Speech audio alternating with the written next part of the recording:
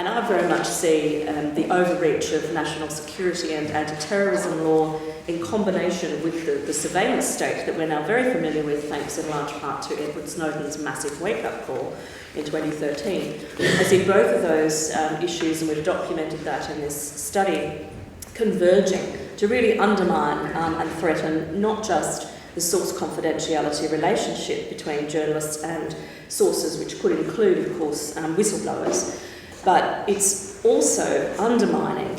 the very impressive legal infrastructure that exists, as Jill pointed out, within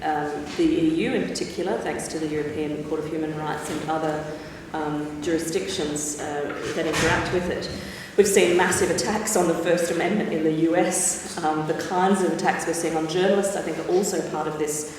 disruption that we're experiencing, which is not just a disruption, it is to the practice of investigative journalism. It carries with it incredible risks to journalists, whistleblowers and sources, because as much as our stories might be exposed and undermined and we might face increased likelihood of litigation,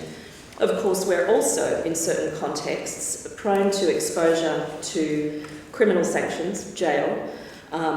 financial sanctions, loss of employment, loss of opportunities,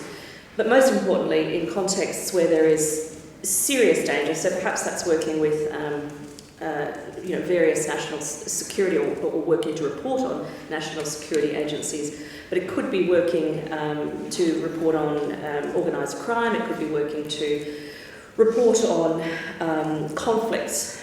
in countries where the dangers are not just jail and not just economic sanctions to all of those parties, but can include extrajudicial measures, can include sanctioned torture, can include targeted murder. So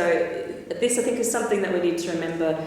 in what is a very high-risk environment here in the UK and within the EU, and increasingly risky for journalists. But if you think about journalists doing journalism in some parts of the world, and you can have a look at the study to find out where we documented some of the really serious developments in terms of breaches, where source hunting goes on with a mission beyond silencing, in terms of the chilling effect of content being suppressed, but also to potentially silencing both the truth tellers in the form of whistleblowers and the truth conveyors.